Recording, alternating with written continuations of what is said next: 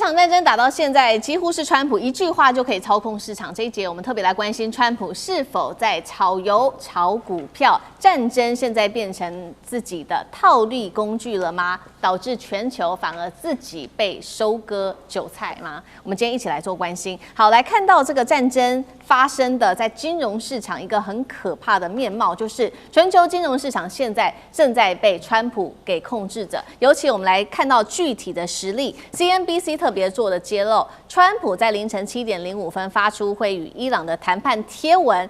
前15分鐘，也就是川普還沒有發出這個貼文的前15分鐘，市場已經開始做反應了。是不是有些人提前得到了來自於內部的消息呢？我們來看到標普500的期貨，它瞬間爆量。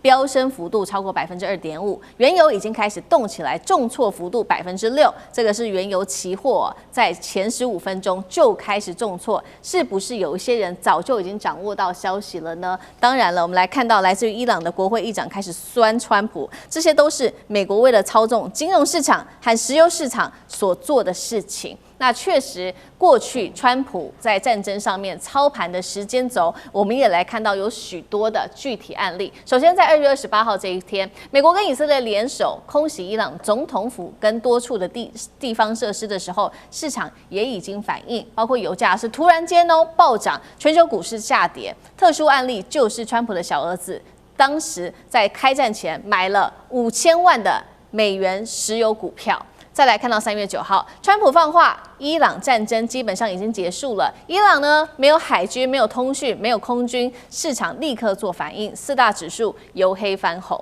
再來看到3月23號，川普稱呢，這個伊朗已經幾乎是可以跟他達成協議了，戰爭可能在未來5天之內結束，市場立刻反應，股市上漲，期貨提前爆量。最後我們來看到了伊朗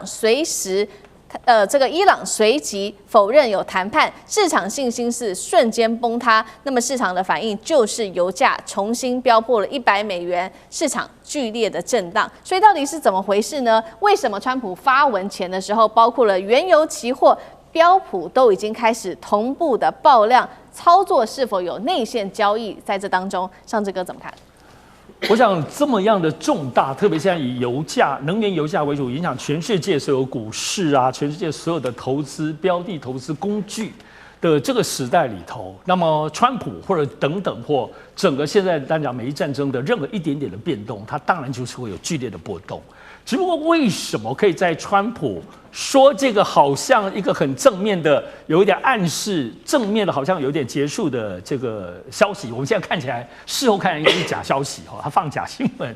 可是呢，這個波動流為什麼他提前？可是這不驚訝的，在先前去年2025年一整年涉及到川普的關稅戰的所有每一次，他只要一說出來，對於加拿大、對於墨西哥、對於全世界，已經有非常非常多次提前，包括我們講加密貨幣在內當中，都有一些不知為何哪裡的消息可以比正式的這個川普的推特發文或川普和白宮正式的發文要更早準備，而且這裡頭已經被追到了。其實，在先前2025年已經追到說，其中加密貨幣當中是包括川普的兒子，他那邊所主導的加密貨幣有曾經被追到哦。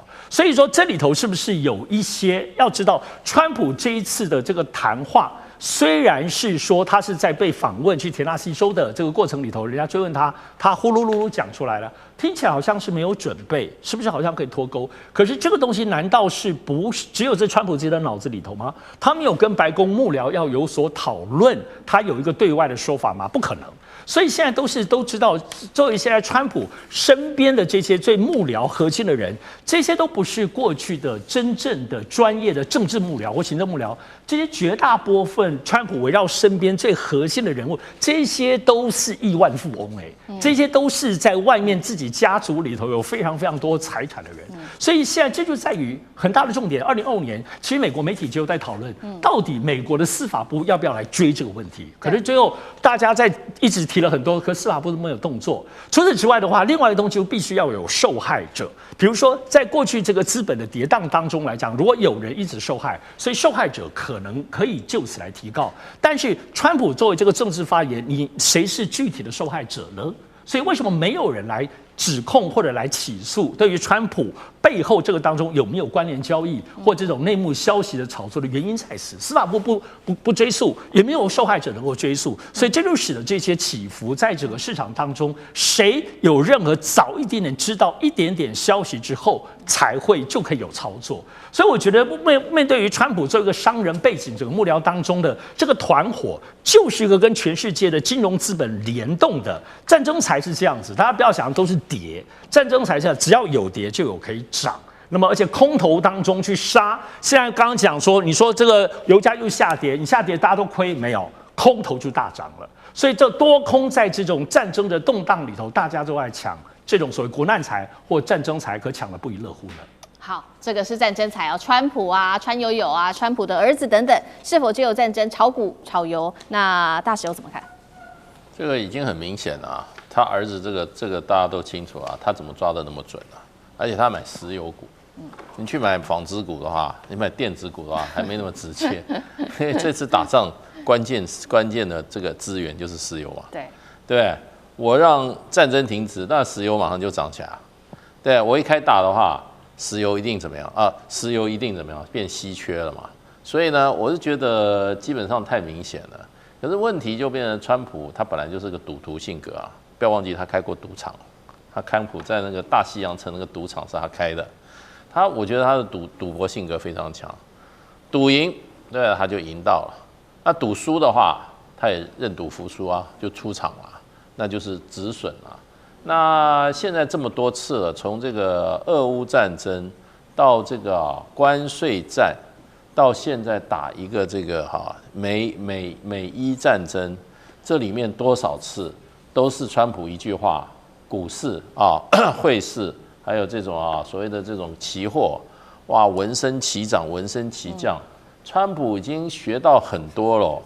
那最大的一個問題就變成說，川普的家族沒有跟他一樣把財產這個交付信託，對，他們都還自己在操盤，對不對？我們台灣都要委交付信託的啊，你自己不能再去操縱啊。對，那意思就是說，你不能因為你可以掌握這些股價啊、匯市啊這種期貨價格，你一句話就可以產生這麼大影響。你要用私心的話，那真的太好發財了，因為它可以控制這個股價，它一句話就控制，要它漲就讓它，要它跌就讓它跌。那這個時候，我是覺得美國人也不會這麼怎麼講呢？讓川普這樣明目張膽的撈錢啊。那現在就變成說沒有錯啦，邦迪現在司法部長，那川普自己人啊，對不對？那個 FBI 的也是他自己人啊。然後呢，這個最高法院的9個法官，6個是他自己人啊。所以再怎麼樣，他現在是他可以撈的機會。所以我覺得人不貪財啊，天誅地滅。尤其是川普，每天講的都是 money。對，所以我覺得他的嫌疑很重。嫌疑很重，可是呢，就要反走過必留下痕跡啦。這些記錄，我跟你講啊，美國的這些參眾議員啊，他會有這種很多吹哨人已經老早資料都給他了，然後甚至有這些直接證據，老早的只是在等時機而已。所以川普不曉得美國政治這種清算的厲害。像我幹公務員幹了30幾年啊，我知道只有一句話，我一直告訴我自己很小心說。反走過必留下痕跡。你以為你簽一個字，你講一句話，沒事啊？不會的。那個資料都是要保存很多年的。那所以川普現在是在今年11月之前，他盡量撈吧，不要一次到時候全部得吐出來。還禍及子孫家人，那就很麻煩了。是。那他這個做的有點明顯，尤其他兒子買這個石油股這個問題啊。真的膽大，真的膽子夠大。好，美國川普這邊川友友還有他兒子在賺戰爭財。那我們另外一邊來看到，那伊朗呢？伊朗有沒有賺戰爭財？因為呢，我們来看到最新消息，伊朗對經過荷姆茲海峽的船也開始要收費了，費用是每艘200萬美元的通行費，而且之後傳出還可能會增加的是安全稅，10%的安全稅。那最新消息，今天早上有一艘最新消息是裝載200萬桶伊拉克原油的超級油輪順利通過荷姆茲海峽了。幹哥怎麼看？好，你說伊朗他現在荷姆茲海峽到底是不是他的內海？在國際公法上面來講，絕對不是。也就是說，它通過的話，它不像蘇伊士運河，那是特別的。蘇伊士運河、巴拿馬運河，你要過的話，你要繳費。可是荷姆斯海峽到底算不算是這種很特殊的地位呢？因為它沿周邊還有很多國家，你伊朗要收是，你在北岸，那我們在南岸，我阿联我也可以收啊，對不对？科威特也可以收啊。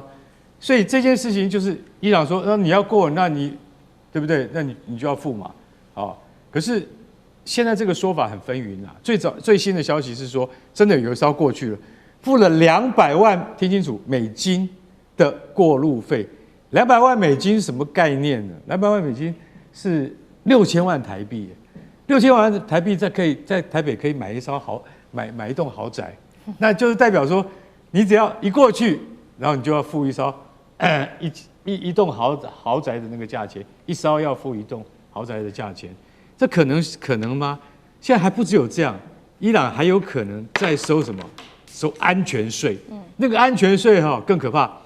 我們現在就是說，我們來舉例，一艘20萬噸的超級郵輪，它會載200萬桶原油，一桶多少錢？100塊美金。我先幫大家算好，那200萬桶價值2億美金啊，價值2億美金的話，那我要收10%的安全稅，那就是2000萬美金啊。2000万美金是多少台幣？你也可以去北京買好幾套这個豪宅了，对不對？是。那一般的船東他根本受不了。那所以這個在就是國際市場上面的這些耳語啊，你會覺得說真的是這樣嗎？為什麼營造很恐怖的氣氛？就是說你要過是不是？沒有經過我同意的話，我要跟你收安全稅，安全稅就是2000萬美金，2000萬美金你付不出來的話，我就把你打沉。要是這樣子的話，那世界不是亂了嗎？對不對？荷姆斯海峽控扼着全球1/5的能源輸入跟輸出，不是只有石油而已，它還有天然氣，它還有很多戰略物資。所以真的是這樣的話，那就完蛋了，就玩完了。所以我們現在在看這件事情，我們會有一種感覺，就是說，伊朗可能也可以發這種戰爭財。但是他會得罪更多的國家，他有必要這樣做嗎？其實他現在要尋求的是雙方互相停火談判。我相信那個不管是國會議長卡利巴夫，或者是他們新任的領導人穆吉塔巴，都不會笨到要跟全世界來做公然的經濟對抗，這樣不是正確的方法。好，謝謝蛙乾哥。那我們休息一下，馬上回來。地緣政治、美中之爭、戰略價值。強權崛起，小國生存。